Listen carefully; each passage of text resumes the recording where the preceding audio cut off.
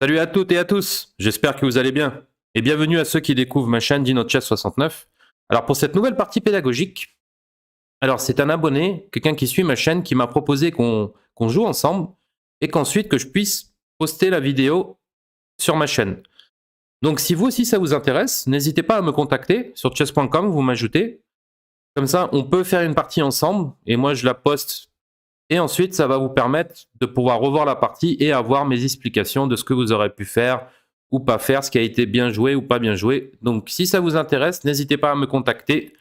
Et sans plus tarder, on y va pour cette nouvelle partie pédagogique. Allez, c'est parti pour une nouvelle partie pédagogique. Alors, mon adversaire m'a joué Marwaninov 1441. Du coup, j'ai pas joué. Qu'est-ce que j'ai pas joué encore? J'ai joué Caro-Kann, j'ai joué quand même plusieurs siciliennes. Du coup, maintenant, je vais jouer une petite j'en ai pas eu encore. Je ne l'ai pas joué de mon côté. J'ai une vidéo sur la française. Du coup, je ne l'ai pas joué moi-même. Allez, on y va. Donc ici, la française, c'est caractéristique avec le pion E6 et D5. Donc on laisse le centre au blanc pour ensuite contre-attaquer sur l'aile dame. Ok, il a pris. Donc là, on voit bien que c'est la française variante d'échange. Il joue cavalier F3. Ok, cavalier F3, bon coup de développement. Je vais faire pareil. Je vais jouer mon cavalier en F6 pour défendre mon pion en D5. Donc pour l'instant, c'est assez logique comme coup. Ok. Donc ici, il fait fou D3. Donc fou D3, c'est bien joué. Fou D3, il place son fou sur une bonne diagonale. Il prépare le petit roc. Donc c'est pas mal. Moi, je me demande, est-ce que ici, j'ai peut-être fou D6. Certainement ici, fou D6 doit être bon. Donc là, c'est la même idée. Hein. On voit bien que c'est symétrique. Alors c'est symétrique, il joue petit roc. Ici, je pense que je dois jouer petit roc. Donc on va jouer. Donc là, très bien. Hein, pour 1441, là, il emploie bien les principes de base. Il fait le petit roc. J'ai fait le petit roc. Donc on va voir s'il va bien continuer à développer ses pièces. Donc ici, il joue tour 1. Ok, tour 1, c'est très bien joué. Il place la tour sur une colonne ouverte. Donc ça, c'est un très bon coup. Allez, comment je vais développer moi? Alors ici, j'ai fou G4. Alors j'ai plusieurs idées ici. Je peux jouer fou G4. Je peux essayer d'attaquer le centre par C5. Peut-être ici, ça me plaît plus quand même de jouer fou G4. Je vais mettre le fou sur le clouage. On va, ok, là il joue quand même vite. Il joue H3. Alors H3 ici, qu'est-ce que je peux faire? Bon, je pense pas que je vais prendre le cavalier. Si je prends le cavalier, ça me plaît pas trop. Je peux peut-être jouer des coups comme fou H5 peut-être. On va avoir aussi des idées avec fou H5. Ou peut-être je vais tout simplement revenir, ça m'a l'air pas mal, je vais peut-être tout simplement revenir en E6. Au moins le fou ici bloque la colonne E, fortifie bien mon pion D5, simplement. Alors, on va voir s'il va continuer à bien développer. Ok, il fait cavalier G5. Donc cavalier G5, il attaque tout de suite le fou en E6. Ok, c'est pas mal joué d'attaquer le fou en E6. Alors je vais peut-être pas le donner, justement, ce fou. Alors je me demande ici si je vais pas tout simplement, je pense... Je vais jouer tout simplement fou D7. Je vais le reculer d'une case, parce qu'on voit bien qu'ici, j'ai pas la case F5, j'ai pas la case G4. Donc je vais tout simplement revenir en D7 ici. Et je vais voir qu'est-ce qu'il va jouer. Ok, cavalier G5, faut que je fasse attention des fois à des idées... mon cavalier en F6, il peut pas bouger parce qu'il y a le pion H7, on voit bien qu'il est visé deux fois par le cavalier et le fou. Donc si je déplace le cavalier, par exemple, si le cavalier je le joue en E8, on voit bien que le pion H7 n'est plus défendu. Ok, il fait C4. En tout cas, il joue quand même très agressif. Donc ici, je pense que je dois prendre. Alors ici, à mon avis, je vais prendre parce que j'ai pas envie qu'il me joue C5. Donc mon fou va devoir encore reculer parce qu'on voit bien que j'ai pas la case E5 ni la case F4. Donc je vais prendre. Je vais prendre tout simplement, je vais jouer sur le principe du pion isolé. Et je vais jouer tout simplement ici H6. Je vais aller chasser justement son cavalier. Là, il va devoir logiquement jouer cavalier F3. Il pourrait jouer en E4. Alors s'il joue en E4, j'aurais peut-être la possibilité de faire cavalier prend E4, tour prend E4 et ensuite jouer fou F5 et redévelopper mon fou sur une bonne case. En plus, je gagne un temps, j'attaquerai la tour au passage. Donc ça serait quand même très bien pour moi. Je pense qu'ici, le meilleur coup, c'est de revenir tout simplement à F3, protéger le pion D4. Ça paraît être un coup quand même naturel de remettre le cavalier en F3 ici. Alors ici, bien sûr, je crains pas cavalier prend F7. Cavalier prend F7, tour prend F7, fou prend F7, roi prend F7. Alors, il faut bien vous dire que avoir 2 pièces pour la tour, c'est beaucoup mieux d'avoir les 2 pièces que la tour. En général, on va dire dans 99% des cas, ça, vous craignez pas les 2 pièces pour la tour. Il y a encore beaucoup, comment dire, de débutants, tout ça, qui ont peur souvent des cavaliers prend F7, justement, de perdre ces 2 pièces-là, de perdre leur tour contre 2 pièces, mais en fait, pas du tout. Il faut vraiment pas hésiter à le jouer. Ok, il fait cavalier E4. Donc voilà, maintenant qu'il a fait cavalier E4, donc on voit bien que peut-être maintenant, je vais gagner un temps, je vais bien déplacer mon fou sur une bonne diagonale, et peut-être qu'ensuite je peux envisager tout simplement de développer mon cavalier. Donc je vais voir où est-ce que je vais le développer. Ok, je vais prendre là une fois, et je vais jouer fou F5 ici. Donc là maintenant c'est à lui de voir où est-ce qu'il va déplacer justement sa tour. Donc par exemple sur tour 1, ok, maintenant je vais jouer cavalier C6. Maintenant cavalier, il me paraît bien d'être en C6, je mets une pression sur D4, s'il joue D5, je trappe un D5 parce que j'aurai une superbe case, bien sûr, en E5. Donc maintenant, je pense qu'ici, il doit jouer fou E3, renforcer le pion D4, parce qu'on voit bien qu'ici, il ne peut pas jouer fou F4, la case est en prise. Ok, il joue fou D3. Fou D3, ça permet d'échanger les pièces. Donc d'un côté, il a l'idée de jouer fou prend D3. Mais le problème ici, je me demande, parce qu'il joue fou D3, ok, il espère juste fou prend D3, dame prend D3, donc c'est dommage. Quand on joue avec un pion isolé, le principe de base du pion isolé, c'est d'essayer de garder justement les fous, surtout ce fou aussi de case blanche, il était quand même bien placé en C4. Parce que maintenant ici, j'ai peut-être tout simplement cavalier prend D4 qui gagne un pion, et sur fou prend F5, je ferai tout simplement cavalier prend F5. Donc je vais jouer cavalier prend D4 ici. Donc j'attaque, donc je défends mon fou en F5. Ok, il prend, je fais cavalier prend. Donc ici maintenant, j'ai un pion net de plus. Donc maintenant j'ai un pion net de plus. Donc maintenant, il suffit juste que je tienne. Normalement, si je joue bien, j'essaye. Mon but maintenant, c'est de rentrer en finale. Hein. Donc là, il joue cavalier C3. Cavalier C3, c'est quand même un coup logique. Donc moi, ce que je veux ici, c'est échanger les pièces. Donc ici, je vais essayer tout simplement de mettre une tour. Je vais contester la colonne ouverte, vu qu'on voit bien qu'il est sur la colonne. Donc sa tour est très bien placée. Donc je vais jouer tour E8. Donc je conteste la colonne. S'il échange, je suis content. Moi, mon but, de toute façon, c'est d'échanger les pièces ici. Donc on va voir qui va jouer. Alors ici, il peut avoir plusieurs coups. Hein. Il peut aussi développer son fou de case noire, mais on voit bien que son fou de case noire, dans cette position, il n'a pas énormément de cases. Ici, on voit bien qu'il ne peut pas, parce qu'il y a mon fou qui contrôle bien cette diagonale. S'il joue en E3, ça, je serais content, parce que je vais certainement prendre très vite. Et ça me fait encore échanger des pièces, vu que j'ai un pion de plus. Donc ici, j'espère quand même, mon but, c'est d'échanger les dames. Qu'est-ce qu'il peut faire d'autre? Donc peut-être qu'ici, il doit jouer fou D2. Peut-être ici, il doit tout simplement jouer fou D2. Peut-être qu'il peut faire des schémas comme ça avec B3 fou B2, mais bon, quand il va jouer B3, il y aura la case B4 qui sera forte. Ok, il fait cavalier E4. Cavalier E4, intéressant. Alors, il faut voir, cavalier E4, ça peut être intéressant si la case en E4 est stable. Donc, si son cavalier, là, c'est pas mal pour attaquer mon fou de case noire, mais ici, je me demande si j'ai pas tout simplement tour prend E4, tour prend E4, fou H2 échec, roi prend H2, et dame prend D1, gagne la dame. Ok, donc là, on voit bien que à cause du retard de développement de son fou.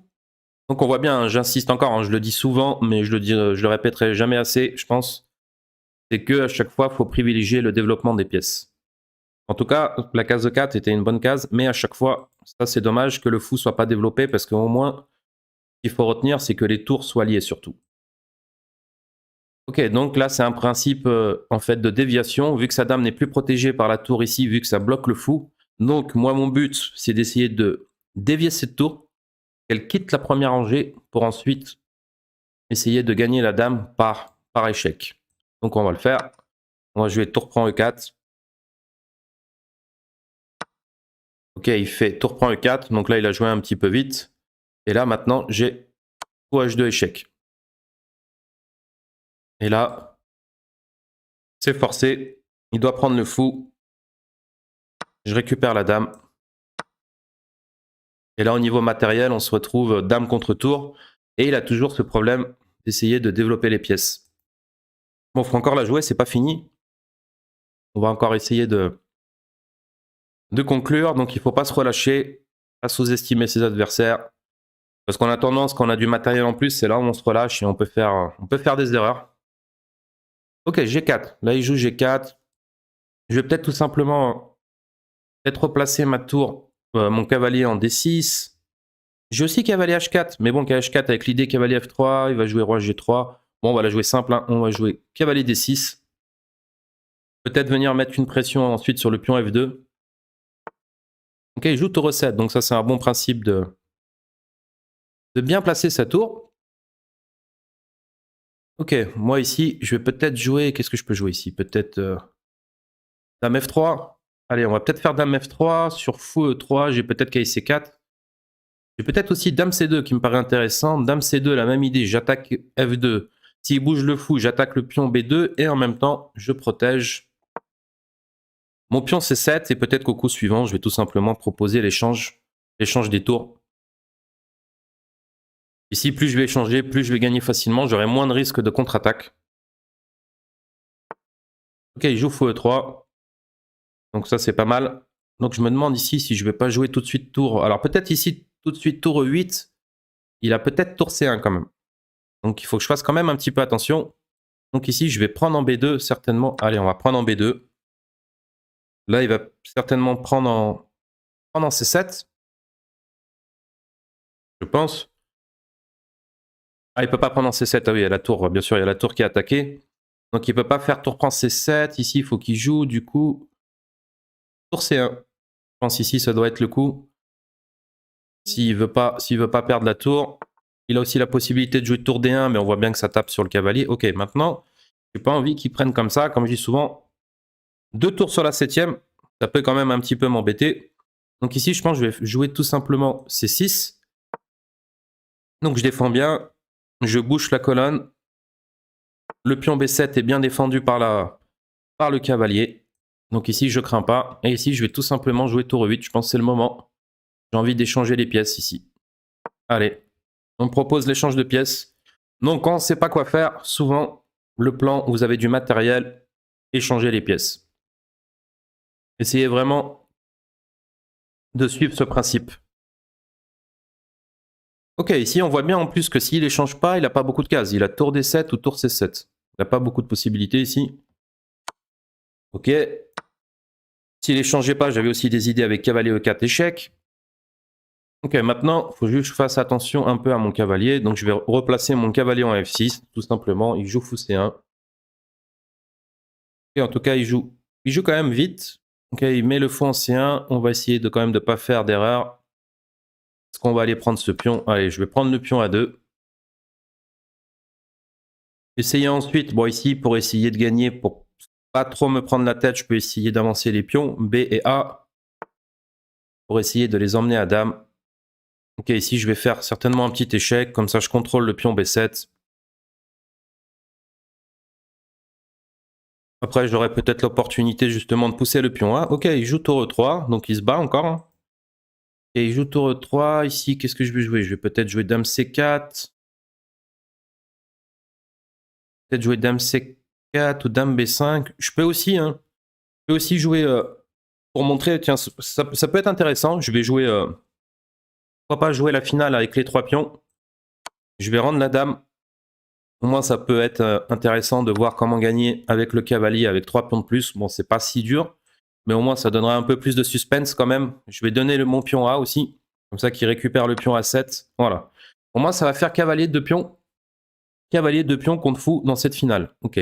Donc ici, il a un roi actif. Donc c'est pour ça qu'ici, il faut absolument que j'active mon roi. Donc ma première chose à faire ici, c'est d'abord, on va activer le roi. Et je vais essayer justement de me rapprocher de mon pion B et C et de les pousser. en m'aidant, bien sûr, de mon cavalier. Donc on voit bien qu'ici, je pourrais jouer B6. Je vais essayer, moi la meilleure case, c'est essayer de mettre un roi quand même, un roi en E6. Donc c'est ce que je vais essayer de faire tout de suite. Et il attaque là, G7, je vais quand même faire attention. Au moins maintenant, c'est un peu plus dur pour moi de gagner cette position. Alors j'ai G6, il va jouer fou G7. Je peux jouer H5, mais là ici, je vais peut-être tout simplement jouer... Allez, on va jouer G6. Ok, là il joue bien, il joue roi E4, ça c'est bien joué. Je vais jouer roi E6, je veux surtout pas le laisser rentrer en E5. Et ensuite, ça sera peut-être le moment justement d'aller pousser les pions. Ok, il joue F4, ça c'est bien joué, il va peut-être pouvoir l'idée de jouer F5. Donc là, je vais devoir essayer de replacer bien mon cavalier. Alors où est-ce que je peux le mettre? Je peux aussi le mettre, ça peut être une case intéressante, je peux le mettre en E7. J'ai aussi le plan peut-être de jouer tout de suite. Allez, on va peut-être jouer tout de suite F5, mais si je joue tout de suite F5... Allez, on va jouer tout de suite F5, je pense que ça me paraît bon ici. Il va faire pion prend, je vais faire pion prend, comme ça je ne laisse pas jouer F5 prendre de l'espace. Et ça sera peut-être le moment pour moi d'aller pousser les pions. Allez, on va voir. Ok, en même temps, il y a ce pion-là quand même qui est faible. Maintenant, il me donne le pion F4 et il me donne le pion H3. Bon, c'est dommage. Il aurait dû jouer ici roi F3, faire attention à son pion F4. On va récupérer le pion F4, ensuite le pion H3. Et là, ça va faire 4 pions. Ça va être dur d'arrêter les 4 pions. Ok, il joue roi C4. Donc, il peut passer comme ça pour essayer de récupérer le pion B. On va prendre le pion H3. Mais là, il ne pourra pas arrêter tous les pions. C'est pas possible. Ok, il joue roi C5. Et maintenant, je vais envoyer... Là, je peux envoyer un peu des deux. Là. Je peux envoyer le pion H, le pion F. Je vais jouer roi D5. Je vais quand même soutenir mon pion C6. J'attaque son fou. Je peux avoir aussi l'idée maintenant d'avancer le pion C. Donc là, il y a un peu l'avancement de tous les pions qui gagnent. Alors qu'on voit bien, bon, comme il y a les pions, souvent quand on a un cavalier ici, donc là je vais vous montrer une idée, par exemple s'il n'y avait pas les pions, s'il jouait fou E3, on voit bien que le cavalier il aurait été complètement dominé, il n'aurait plus de cases. Donc des fois il faut faire attention dans les finales quand on se retrouve cavalier contre fou, de ne pas se faire dominer le cavalier contre un fou. Donc là maintenant on n'a plus qu'à avancer le pion. Là il va avoir du mal à arrêter. Ici peut-être qu'il peut jouer encore fou C1, F3, fou E3, mais j'ai quand même F2. Ok, on y va. F3, là, j'ai pas besoin de trop calculer. Je joue F2. Là, il est obligé de sacrifier s'il veut pas que je fasse dame. Voilà, je vais prendre. Ok, il prend B7. Et je vais envoyer aussi le pion C. Ok, maintenant, c'est complètement fini. Ok, il abandonne. Bon, on va essayer de voir le bilan. Alors, c'est sûr que le bilan, là, j'aurai quand même une note moins bonne parce que j'ai laissé quand même... J'ai sacrifié la dame pour essayer de jouer la finale, tout ça. Donc, on va aller quand même... On va aller voir ce que ça a donné. Alors le bilan de partie, comme ça on va voir où est-ce qu'il aurait pu améliorer quand même dans l'ouverture. En tout cas l'ouverture, les premiers coups, il me l'a bien joué. Il a quand même... Ok, bon j'ai quand même eu 84,5. Bon je m'attendais de toute façon à un score même un peu moins vu qu'à la fin j'ai donné la dame et je donne le pion à 7 dans la finale. Pour essayer que ça soit quand même plus intéressant. Ok. D5, pion prend, ok, il joue la française variante d'échange. Ici, il joue KF3, c'est bien joué de sa part. Cavalier F6, fou D3, là, il développe bien, c'est théorique en plus. Petit roc. Tour 1, fou G4. Ok, ici j'avais deux possibilités. J'aurais pu jouer KC6, mais bon, j'aime bien fou G4. Les deux coups sont jouables. Il joue H3. Ok, H3, c'est bien joué. Je reviens à E6. G5 est jouable. Fou D7. Alors, c'est pour ça que j'avais dit, je ne veux pas donner tout de suite la paire de fous avec son cavalier en G5. Donc ici, il joue C4. Donc C4, encore, c'est un bon coup. Donc il part à l'attaque. Il veut jouer un pion isolé, avoir beaucoup de jeux. Donc ici, je prends, donc j'accepte. Il a un pion isolé. Là, je chasse. Voilà. Et ça, c'est la première erreur. Donc là, on voit bien, c'est pas une grosse erreur, mais c'est quand même déjà une première erreur du fait qu'il va perdre des temps. Donc ici, il fallait juste revenir en F3. Et ensuite, pourquoi pas comme ça, développer les pièces cavalier en C3, peut-être mettre une pression avec dame B3, pourquoi pas, on peut toujours mettre des pressions sur F7 et B7. Peut-être, mais ici, ça aurait été mieux de jouer, voilà, cavalier F3, quai C3, fou E3, développer la dame, lier les tours, mettre les tours au centre, et ensuite voir qu'est-ce qu'on fait comme plan. Ok, on va regarder Donc il fait cavalier E4. Donc voilà, cavalier prend E4 est un excellent coup. Donc il faut prendre, jouer fou F5, il revient. Et ici, je joue cavalier C6. Ok, il propose dame F6. Dame F6, peut-être plus précis. Et encore, ouais, mais comme je veux suivre les principes de base et que je veux surtout que vous développez toutes vos pièces dans vos parties, c'est pour ça que j'insiste, on développe d'abord toutes ces parties d'abord. Et voilà, et là il fait la gaffe, fou D3. Donc ici c'est dommage, parce qu'il avait quand même plutôt bien joué hein, pour son elo. Donc ici il fallait qu'il joue tout simplement cavalier C3 ou fou E3, il développe ses pièces. Et comme j'avais dit, il peut jouer dame D2, tour E1, ou peut-être avoir des idées de doubler sur la colonne E, ça aurait été beaucoup plus intéressant. Donc après fou D3, prise en D4, okay, donc là il perd un pion. Donc ici j'ai un pion de plus. C'est pas encore, faut encore la gagner. Hein. Donc ici le but ça va être d'échanger les pièces. Pourquoi? Si on se retrouve dans une finale, on voit bien qu'à l'aile dame j'ai 3 pions contre 2. Donc là forcément on peut se faire un pion passé. Donc cavalier C3, tour E8. Ok, c'est normal, là il a développé. C'est pour ça que je disais ça aurait été mieux de mettre le cavalier en F3 et qu'il développe son cavalier. En tout cas là il suit bien le principe, il développe le cavalier et là c'était dommage. Il joue cavalier E4 et là il voit pas la... ça arrive. La suite tactique, en fait ici ce qu'il faut se dire, c'est quand on regarde ma position, moi j'ai quasi tout développé. Donc quand on a un retard de développement, souvent la supériorité de la position découle d'une tactique gagnante. Donc on voit bien qu'ici, il aurait dû jouer fou D2 et au moins après il pouvait tenir. Il joue fou D2, il aurait pu ensuite jouer cavalier E4 et il n'y avait plus d'histoire justement avec tour prend E4. Donc ici fou D2 aurait été le coup principal je pense. Ok, il a joué cavalier E4, tour prend E4, voilà, il fallait voir la tactique gagnante. Et là, il perd la dame contre une tour. Ok, il joue G4, il essaie de se battre. Il joue cavalier D6, donc il faut que je fasse quand même attention. Hein. On a vu qu'il ne faut pas que je me relâche. Dame C2, ok. Dame F1, ouais, peut-être était certainement plus fort. Dame F1, je mettais une pression sur F2 et il ne pouvait pas développer le fou. Ouais. Dame F1, plus précis.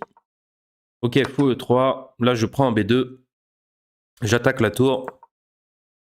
Tour C1, C6, je ne veux pas donner le pion C. Ok, il joue roi G3. Moi, je joue tour E8, je suis le principe. On échange les pièces. Il joue tour 1. Tour 1, c'est bien joué parce qu'il peut menacer fou C1, attaquer ma dame. Et bon, là, ça va, j'ai échec. Et en même temps, il attaquerait le cavalier. Donc là, je joue cavalier F6, je replace mon cavalier. Je prends un autre pion. Il joue tour E7. Ok, ici, je joue échec. Là, je passe un peu assez vite. Ok, et là, c'est ça, je voulais montrer cette finale. Ici, c'était encore trop facilement gagnant avec les 3 pions. Donc, cavalier D5. En même temps, comme ça, il y a le pion A7. Voilà, il prend le pion A7. Et ici, quand même, il faut encore la jouer. Alors ici, le principe, on sait qu'on a 2 pions passés. On va essayer de les pousser. Mais avant de les pousser, toujours ramener le roi. Ça, c'est vraiment une règle d'or hein, que beaucoup ne font pas. Même déjà, vous devez absolument le faire, que vous soyez 500 Elo, 800 Elo, 1000 points Elo, 1500 Elo, 2000 Elo. On ramène toujours le roi au centre. Donc, c'est ce que je fais tout de suite. Donc, je suis ce principe. Roi F8, fou C5, roi F3, roi D7. Ok, fou D4. Fou F8 était meilleur. Bien sûr, fou F8. Au moins, je jouais G6, il récupérait le pion H. Et c'était la bataille. Ensuite, je avançais les 2 pions. Ok, donc je joue G6. Donc voilà, je place le roi en E6. Donc je veux surtout pas qu'il active son roi. Je joue F5 pour pas qu'il gagne de l'espace, justement. Il faut bien penser en finale que l'avantage d'espace, même si c'est une finale égale, ça permet souvent de gagner la partie. Juste le fait d'avoir d'espace. Donc n'oubliez pas la notion, l'avantage d'espace. On prend F5. Roi D3, ok là je prends F4 et là quand il perd aussi le pion H3, là ça fait beaucoup contre les 4 pions, le fou ne peut pas arrêter tous les pions. Il joue roi B6, il s'est encore battu, là il s'est bien battu, voilà. Ici par exemple les idées, c'est juste pour vous montrer que par exemple un coup comme fou E3, s'il n'y a pas les pions, on va dire dans une autre finale, on voit bien que le cavalier, là par exemple il est complètement dominé. Des fois il faut y penser à ces idées là, que le fou peut dominer un cavalier quand on met un cavalier au bord comme ça. Ok, il a joué fou B2 et là F4, il ne peut plus arrêter le pion. Fou F6, F3, donc là il n'y a plus besoin trop de calculer, on fait que pousser le pion. Et ensuite, le reste, on va à dame. Donc voilà pour cette partie. En tout cas, si cette partie vous a plu, n'hésitez pas à me mettre des pouces, comme je dis, à commenter. à partager la vidéo, à vous abonner si ce n'est pas déjà fait, d'activer la petite cloche, à me proposer des idées d'ouverture aussi également. Et moi, je vous dis à très bientôt pour une nouvelle partie pédagogique. Ciao, ciao!